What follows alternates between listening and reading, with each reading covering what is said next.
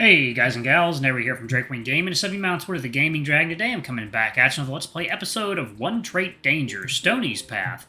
So yeah, let's go ahead and jump right back in, shall we? Alarm chain, you were up, and let's go! Alrighty. I didn't even have anyone to tell about my dad getting diagnosed until that point, so it was nice to have someone to tell about it, even if he was a complete stranger. Eventually I got him to warm up to me, so I took him home. I said I'd call the police for him, but it totally freaked him out, so he just lived in my room for a few days. Really glad that I met Trait.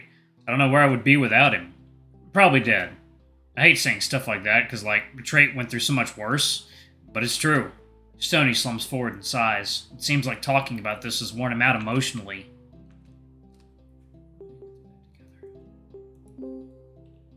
I had no idea that you two went through that together. Most people wouldn't have figured it out if they had infinite chances to guess. Hey, what time is it? Let's see what the other options are. Yourself. You don't need to compare your experiences. You can't control how you react to something. Besides, watching a parent die after being so close to them is pretty bad in itself. Of course it's going to mess with you. You don't have to undermine your own feelings and traumatic experiences just because someone else you know has struggled too. Yeah, you're right. It really fucked me up. A lot more than I'd like to admit. A lot more than I allow myself to think about. Thank you, Blakely. I really needed to hear that. Stoney looks away. He reaches his hand out to put it on top of mine. And we stay like that for a while. Hey, what time is it? It's 2:30. Oh, shit. I didn't mean to keep you out so late, dude. Are you feeling okay? I'm okay, but I should probably get going. Yeah, sorry. You gotta get rested for that festival. Spending this time with him has almost made me forget completely about the festival. Good night, Stoney. Good night, Blakely. I walk back to my room. Even after he's gone, all I can think about is Stoney. I'm getting so excited thinking about going to the festival tomorrow and seeing him. If I weren't so tired, I probably would not have been able to sleep because of it. Mark has been silent tonight. I wonder if he's celebrating the progress I've made with Stoney. Finally, I close my eyes. Hey, this is Tim Schenectady, Campus News. Today's the festival. Yay. And all your dedicated playtime so far is built up to this one event. Hopefully it's not super lame and poorly written, right? Anyway, unfortunately, I guess we did not get Ed Sheeran to play this event. He's too big for college campus celebrations. Whatever, Eddie, you're the one missing out. Instead, I, your favorite music expert, have curated a perfect playlist to get you perfectly in the mood to party. We got your favorites: Whitney, Vampire Weekend, Perfume Genius. 1DateDanger? What the fuck is a 1DateDanger? Who added this to the playlist? Is Mike here today? Where the fuck is Mike? Tommy, go fucking get Mike right now, or I swear to God. Sir? We had that meeting last week where we decided to add music created by students to the playlist. You agreed to my idea of promoting on-campus talents at the festival. Like, water time.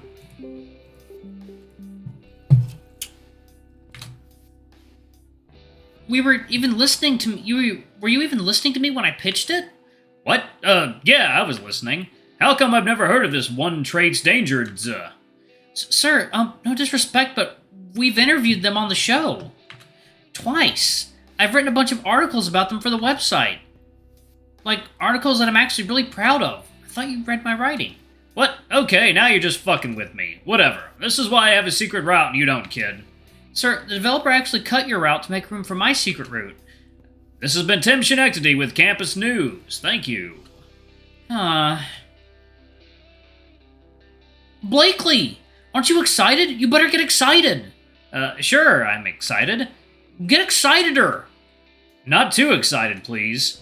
I gotta get going. You guys better come see me later. Me too. Stop by if you want. Go to the athletics field.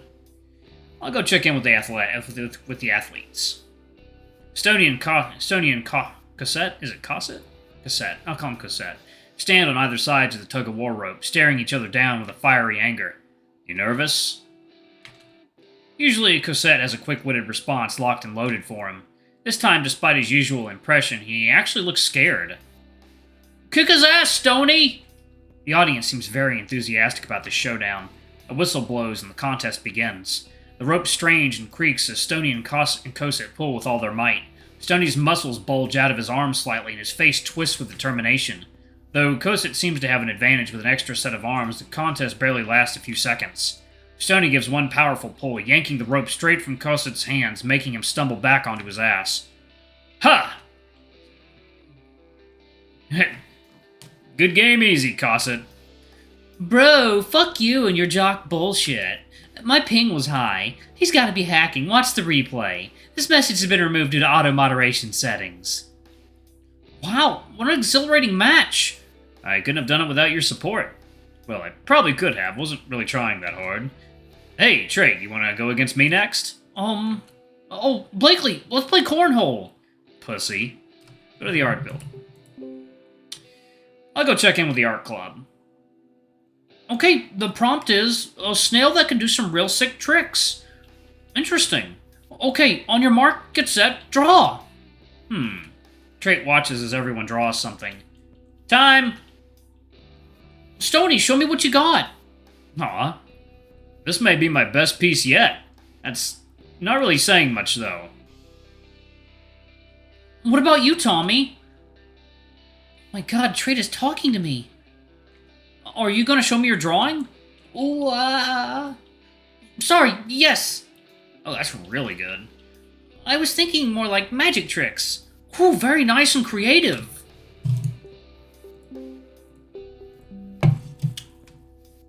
Great job, Tommy. You like my art? This might be the greatest day of my life. Now I have to choose a winner. Okay, the winner is... I can't just pick one. Someone else pick a winner. I'll pick. I win. It's the evening now. Everyone is gathering for the fireworks show. This is it. This is your big moment. I've made sure that the roof of the school is completely cleared out right now. It's a quiet, isolated place and gives you a clear view of the show. It's the perfect place for a confession. I believe in you, Blakely. Don't fuck this up. Mark saying he believes in me is probably the nicest thing he said to me this entire time. It fills me with unexpected determination. Whoa, fireworks! They hurt my ears so much, but it's always worth it. It is. Isn't it kind of cool to think about how this has brought everyone together? Right now, we're all bonded through a bunch of fucking exploding fire in the sky, and nobody has to worry about anything except that. Wow, Stoney, that's actually kind of sweet. Not that I care about any of that, anyway. And there it goes. Oh, we got you something. It's some hanimi dango. They had a bunch of them on this big display near the culinary club. They gave them to us and said that visual novel loving weebs go absolutely crazy for this shit. I don't really know what that means.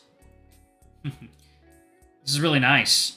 There's so many groups of different people together, all laughing, eating, and having fun. The atmosphere is so warm, I've forgotten all about the cold winter air. I didn't think it'd be so easy to feel comfortable here in such a short amount of time. I would say that I wonder if Trait and Stoney feel the same comfort that I do right now, but from the looks on their faces, it seems that they do. I think they're going to start soon. I feel my heart rate speed up. I guess now is a good chance to ask one of them to come up with me to the roof. Ask Stoney. Get that Stoney. Here goes nothing. Hey, Stoney, would you come up to the roof to watch the fireworks with me? Huh? Sure. I walk with Stoney up to the roof. Stoney nervously shoves his hands into his pockets. It's nice up here. Yeah. It feels like he's only watching the fireworks to avoid having to look at me. Thanks for spending this time with me. I'm surprised at how much we've hung out. You've put up with me quite a bit. Meanwhile, I've kind of been rude to you this whole time. I tend to get like that with new people. I don't open up quite as easily as others do. It's just easier to be mean than to be vulnerable. I'm sorry. I should have been nice to you from the start. Well, this was unexpected, but appreciated to say the least. It's okay, Stoney. I try my best to give him a reassuring smile. I fidget with my hands as I work up the courage to speak to him. Hey, I invited you up here for a reason. Did you? Stoney turns to face me, eyes glistening with anticipation. When I meet his eyes, the nerves really start getting to me. There's a lump in my throat that I can't seem to get to go down. I really like you. The way Stoney is looking at me makes me freeze, but I push forward. I really like you, Stoney. And the more time we spend together, the more I realize that. I want to spend a lot more time together. I want to realize it even more. I know it's sudden, but I can't deny my feelings for you. I know that behind the walls you put up is a protective guy who cares about the people he loves more than anything. And that guy is someone I could see myself falling in love with. Stoney looks completely stunned. Blakely. I'm glad you said something first. I like you too. I feel an immediate sense of relief. I almost can't believe this is really happening. You do? Yeah, of course. If we're being honest, I've been totally into you since we first met. That's why I put my guard up so much with you, even more than I do for other people. It was scary. I was terrified of having to confront my feelings and be vulnerable in front of another person. I thought that if I really amplified being a jerk, it would make you want to stay away from me, which would remove the very small chance that you'd develop feelings too, so I could get over it. Obviously, it didn't work, though. You spent so much time with me, even though I was a straight-up dickhead. Which just made it worse. Nobody's ever been so persistent with me in that way. I had all these feelings building up inside me, and I was completely convinced that you'd never feel the same. Because I know I'm not the easiest person to get along with. I thought there would be no way you'd actually be interested. And even if you did, I wasn't going to allow myself to deserve it. There's a soft twinge of pain in his voice, and he shifts uncomfortably. I reach out and take his hand in mine. It can be a bit difficult sometimes, but it doesn't matter much to me. I'll be patient with you. You've already been patient with me. Thank you, Blakely. I'm not great with this stuff, but I'll try my best. I promise. Stoney gently squeezes my hand. Even though he's fighting the smile forming on his lips, it's still the happiest I've ever seen him. I can't help but wonder what the future will hold for me and Stoney. Only time will tell. But whatever it is, I'm excited for it. I'm excited for us to learn how to love together. I'm confident that whatever happens will end with us standing at each other's sides.